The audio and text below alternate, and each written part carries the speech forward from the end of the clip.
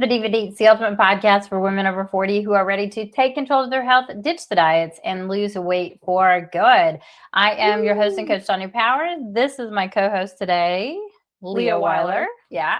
And we're super excited to come in front of you today. And we're going to talk about something that I hear pretty constantly from women. And I know that you do too, because she also helps me in my coaching program. And she's also a new coach on staff. We're going to talk about her a little bit too. But especially that women that used to be, we're going to really talk about her a lot today, actually. Women that used to be athletic, women that used to feel disciplined, or women that used to be like good at this. I'm using quotey fingers if you're listening. And that thought of, I used to know how to do this, but I don't really know why it's not working anymore. Like, so why does it feel so hard now? And that's kind of what we run into, isn't it? So yeah.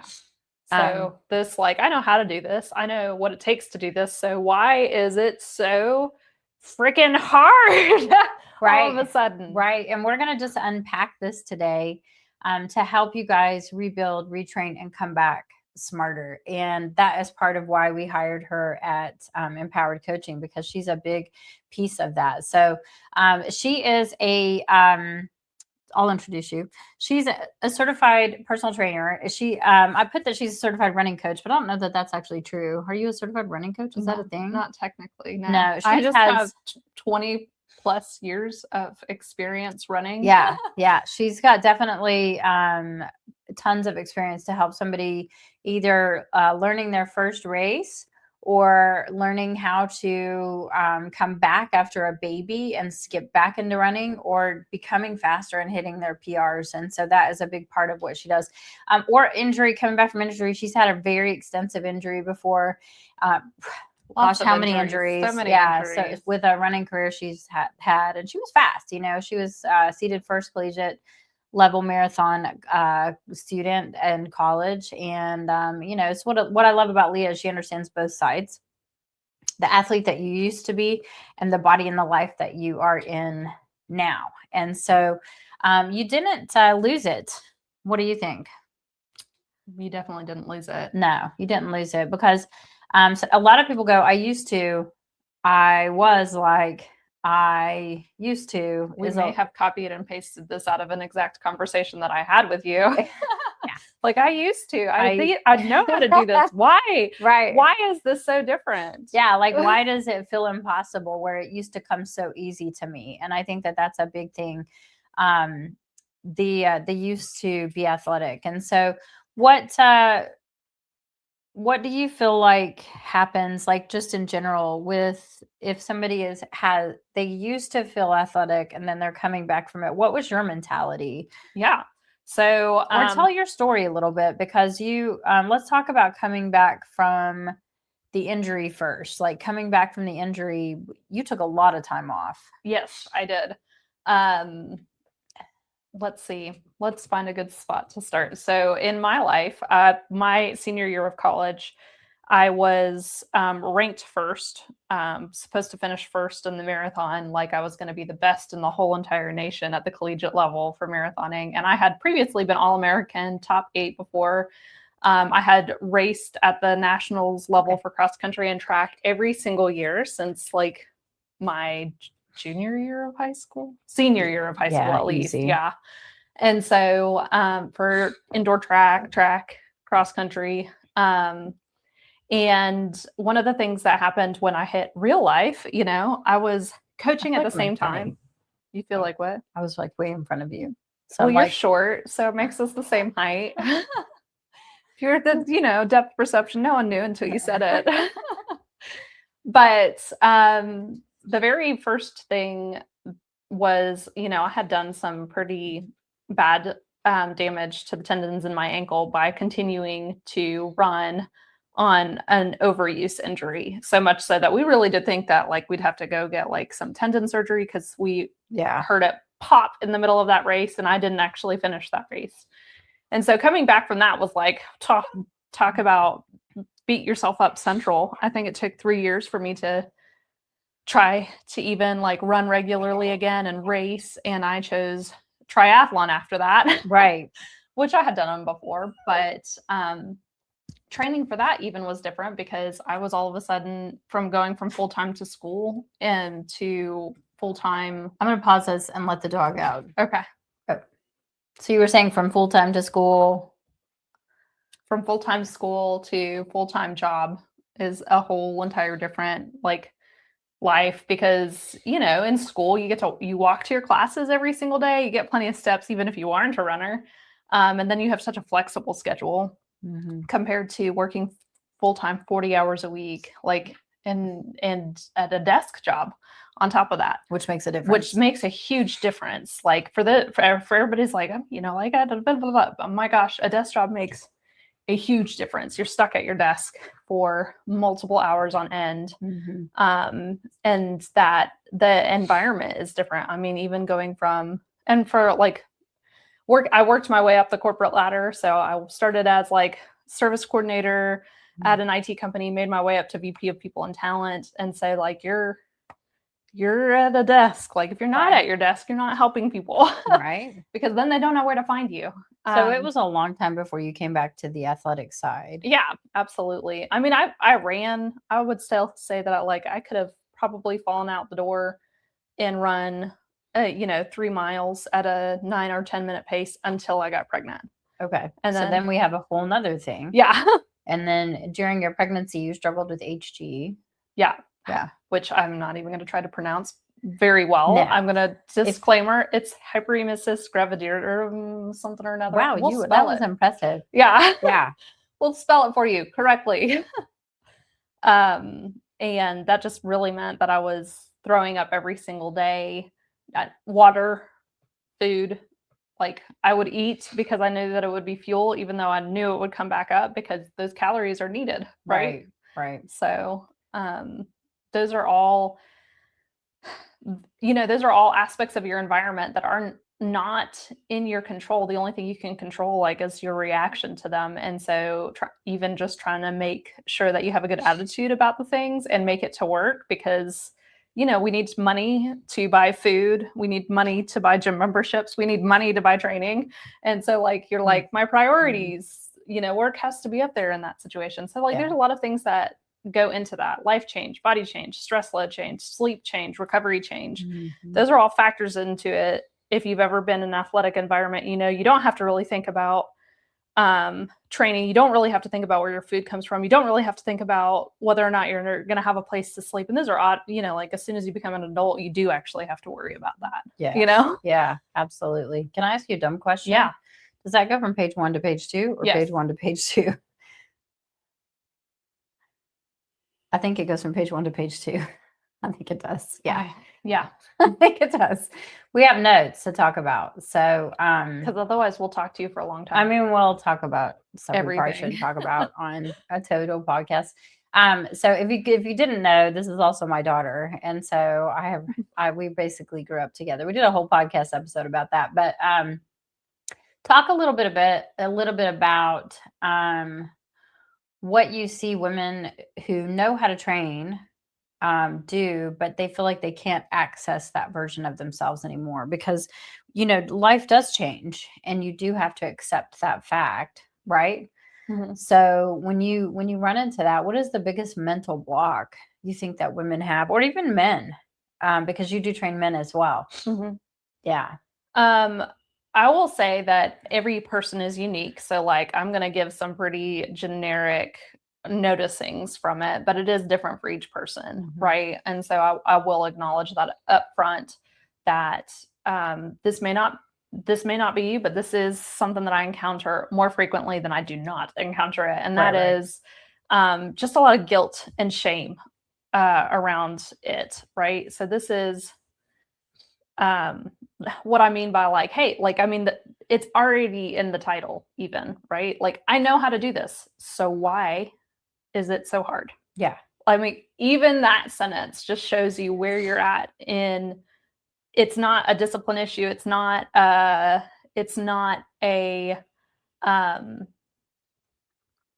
even like you're in bad shape issue. Like, I don't even know how to say that. It's like a how you're treating yourself in that moment issue. Yeah. You do know how to train and you know how to train. Like if you had every single asset available to you right this second, you're right. You would be absolutely as amazing as your collegiate athletic self probably in less than 6 months. But there's reality that we also have to address. We have to address that life circumstances have changed. We have to address that those life circumstances can affect how you eat, how you sleep. I mean, like in Maslow's hierarchy of needs, your eat, your sleep, your shelter, those are like basic. If those are not in place, and if you're even struggling with those, exercise is like up here on the hierarchy of needs, which means that it's not a base thing. Like it's important for you, health is important, but if you're having to worry about those things, we're going to treat training differently. We're not going to send you out for 10-mile runs every single day like I did when I was in college. No, we're going to focus on making sure that you're getting food. We're going to focus on making sure that you know how to eat your food as fuel. And little pivots that we can make, sustainable pivots that we can make to make sure that you're getting protein in, that you're getting water in, and that you're getting enough sleep. Like those are 3 things that I always come back to of like, you know, especially any new moms that I've trained, having, as I am now also a new mom, it's like also fighting a lot of all or nothing mentality, right? Of like, if I didn't get my 5 runs in this week, I am totally not going to PR in that. And it's like, well, you know, did your child's teeth, was your child sick? Yeah. Did you even eat a full meal today that wasn't just leftovers from your toddler's meal? Right. Like, right. I mean, did your toddler come in and eat all the food that you designed for yourself? Because that's what I deal with right now, is anything that's on mom's plate is automatically in my child's mouth. So turnabout is fair play. And so you can do everything right on the front end of measuring all of your food out and being like, oh, yay. And then get to the end of the day and be like, I'm starving. I'm exhausted. Yeah. And you think that's a moral failing. And that's not. That's just like, we just need to make some pivots. Like we need to account for the fact that you've got a toddler. Yeah. And I mean, I think within that same thread, people do things this time of year. They get flu shots. They get pneumonia shots, shingle shots happen this time of year, pretty common. And all of those things really run your body down. And so if you have all of those things going on, that could also do it. I also was reading, I think it was this morning that I was reading, because I get nerdy like that, but there's like this whole study on the first 3 weeks of January are usually the worst for daylight all across the northern hemisphere. And so you're dealing with a level of exhaustion that's greater than potential than any other time of year. Yeah. And so there's a lot of stuff happening this time of year. Of course, when we record this, it's January. But our bodies also change. So what year did you graduate, or how old were you when you graduated college? It was 2017. I can answer that. I have no clue how old I was. I'm going to have to math 23, that. 22, 22, 23. You were 23, 22, 22. I was like, okay, so at 22, your body versus almost 31 in a couple of days. Oh my gosh, yeah. Oh, that's gross. Don't talk about that. Because, well, I mean, first of all, if you're watching this on YouTube, you can see that she is very tall and thin. So I am 5'3" and she is 5'10". So you have a very short, curvy girl versus a very tall, long, slim girl, right? And so she is very hard on herself, just like I'm very hard on myself when it comes to like body changes. And we're not even going to talk about the changes that have happened from age 31 to age 50, because that sucks a lot. But the bodies do change across the board, and that does change how you train. And you know, there are certain things I don't like to do anymore. Where I grew up on snow skis, after I had my second baby, Asher, every time I go skiing, I fall down. And so I just hate it. Gosh. Yeah, I mean, an injury at this point is very debilitating. Yeah, I mean, that was a long time ago. I was 21 when I had him. And I just, no matter how many times I went skiing, I just didn't feel super confident on skis. I also cannot swing anymore on a swing set, not even one swing. About a swing. And so bodies change. They just change. And you just have to either lean into that and try to find different ways to become active that work for you, or you just sit on your butt and get chunky is basically. But we also, the biggest thing that I think hits all of us is as we age, stress load increases. Oh my gosh. Yeah. Because now you're not just trying to take care of your job. Now you're taking care of a husband, a child, a house, a child, pets. Yes, with the one that we always record, and then he's like, they are talking to me. I'm gonna bark. bark. I have to put him outside. So not only within that, we've already talked about it, but sleep changes really affect everything. So sleep changes, I did not sleep well last night, and I'm like a totally different person on no sleep. So are you. Yeah. Like last week, we went and got her tater tots because she cried all week. All day. All day. I'm sorry. All day. All day. So we went and got her tater tots, and I walked in the door crying this morning. And so it's like one of those things, like, but the factor in both of those, lack of sleep, and we're both very tired. And she's a baby. I have a snoring husband, which is basically like a baby, but just bigger. So he can talk at least. He can't talk. He sure talks back about it. Like, what are you having me do? Mine just goes, ah! He really does too. Listen, they are pills at this age. I was like shocked. I was looking at him like, you are being mean to your mommy, because he would do stuff for me. I would hand him something and he'd be like, I'll do that. She would hand him something. He'd be like, no. So, yeah, he's just being a pill. So he's not a bad baby. He's a great baby. But he just, for whatever reason, picks on mom. That's okay. That's and then the biggest factor within all of this is how long it takes to recover. It is longer than it used to be. A lot longer. So, and you don't lose discipline. You just lost the environment that really made training easy, and that includes your body. Yeah, and the changes that happen. I mean, my whole entire life was built around that training, like extensively. The recovery.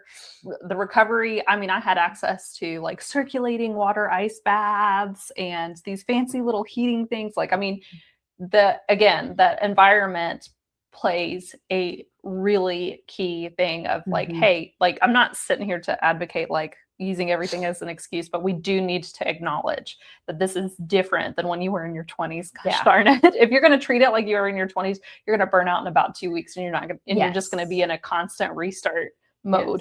Yeah. Yeah. And I mean, the thing about it is like, because the recovery time is slower, you're also dealing with the fact that you can't take inflammation down like you used to. If you do have an influx of stress, now we have a lot of cortisol.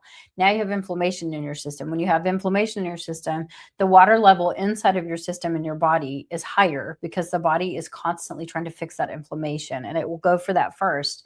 And within that, it keeps the nervous system always on, because now we're dealing with the fact that we are spiking cortisol. And this happens at every age. It's just, and I want to point that out. At 31, you can deal with a lot more cortisol than I can at 49. At 49, your body will absolutely shut everything else off and store fat so that it can handle this huge nervous system spike of this cortisol is always on, and inflammation will be higher because there's a lot more repair to do. So if you think about like any car that ages, you're going to be at the shop a lot more.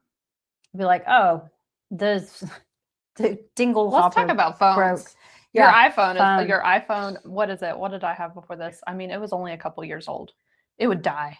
Yeah. It would die by this time. And don't get me wrong, like I have a bunch of tools that utilize the battery and whatnot, but it's the same thing. Like, there's no new upgrade coming for us. Yeah. You're stuck with your iPhone 4, and it's great.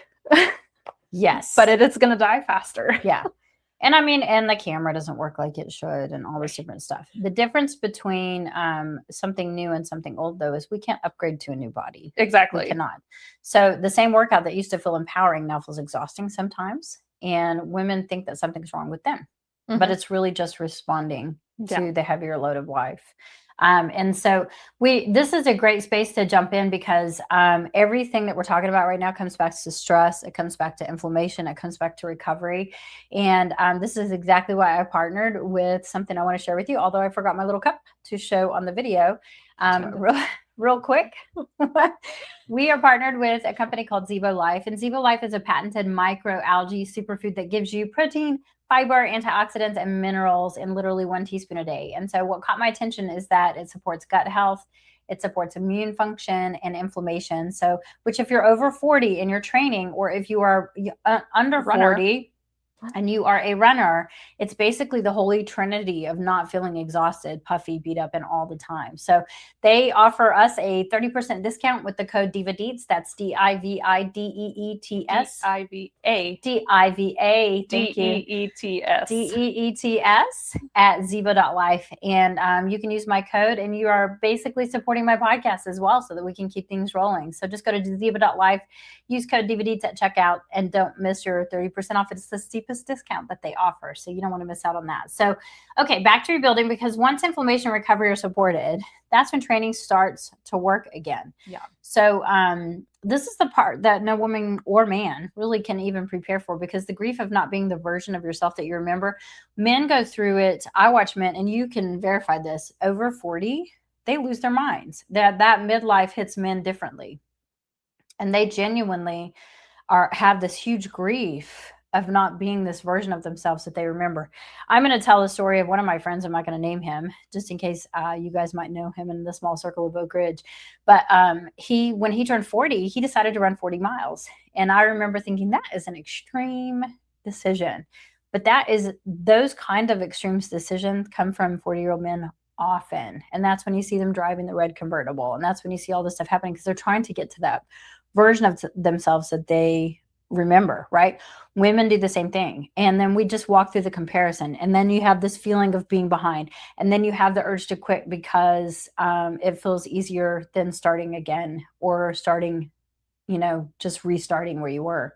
So that's why I really wanted to invite Leah inside of the Empowered Coaching family, because she helps women train with their real life, not against it. Mm-hmm. And so this is where I'm going to let you have the floor. And we're going to talk about EnduraSpeed. EnduraSpeed is built around her entire program, and I'm going to let her chat about it. So yeah, this is EnduraSpeed, fancy name for helping you build your endurance or increase your speed. Anything that helps you have real recovery and training that fits your season of life and not just your race calendar. I mean, I've programmed training both ways, where you program specifically to hit a race time, like an ambitious race time. I will let me preface saying that, an ambitious race time. And I have also done programming that is built to fit where I'm at now. And let me tell you, the stuff that I stayed with longer is the stuff that helped me where I'm at now. Right. So again, this is, can we pause? We're going to pause. We're going to pause just one. Sorry. And now we're on pause. Yes. Now Magic. We're on pause. My dog likes to bark at the mailman who throws some treats. And so I was like, wait a minute, before we get into that, I saw him coming down the street and was like, oh no. No. Yeah. So EnduraSpeed, is really, I mean, there's aspects of it that are custom to you. If you're coming in with a lot of different kinds of previous injuries, we're going to pivot to it. But this is an all-encompassing program that takes these pillars of running, like an injury prevention protocol, your aerobic and endurance building activities and exercises, your speed improvement and agility exercises, because all of these things, they're pillars to help you become a runner who can deal with any course in any season of life at any time, right? Like snow, sleet, rain, shine, storm, at any point in time, you would be able to work through those because you've just encountered a variety of different situations. So EnduraSpeed is built for whether it's your first race, whether it's your fastest race, or whether you just are looking to feel strong and confident and bring exercise back into your life again in a way that is easy access. One of the things that I love about running is you can put on your shoes and run just about anywhere. And so you're shaking your head at me, but really, I don't run. Yes, she doesn't run. But I do feel the same way about walking. Yeah, walking is the same. And walk up anywhere. Yeah. But people that love to run, they love to run. And I get a lot of runners in my program. And Yeah. that's one of the reasons we've brought her on board. So Yeah. that we have a support system specifically for runners. Yeah. So even one of the most common things that I encounter in training in EnduraSpeed 5 years is people push so hard, and it will literally be called an easy run. Make sure you can talk. And they're like, I can't talk, and it hurts so bad, and all of these things. And it's like, don't push yourself for this one. We're sitting here to build sustainable practices in your life and in your body that you currently have right now. Well, because most people, just like with me and the sustainability of my program, there's ups and downs in mine as well. Yeah. Because your body changes. We've got one lady that's walking through some thyroid changes. And of course, right now her body's in a gain. And then you add the holidays to that. Well, that's frustrating. That's frustrating for her. And we have a tendency to go, oh gosh, I need to cut my calories. I need to cut my calories. But that's not the case. Your body needs to start to feel safe. Well, it's the same way for racing. If you actually want to get faster, you do have to build the sustainability side of it, because getting faster cannot happen in these ridiculously dumb spurts. It can't happen in extremes, no matter the age. It just can't. It has to happen in sustainability. So some seasons are about the racing and the PR, and some seasons are about the rebuilding, and some seasons are about coming back and recover. And yes, and EnduraSpeed is something that meets women where they actually are, postpartum, post-injury, midlife, or starting fresh for the very first time.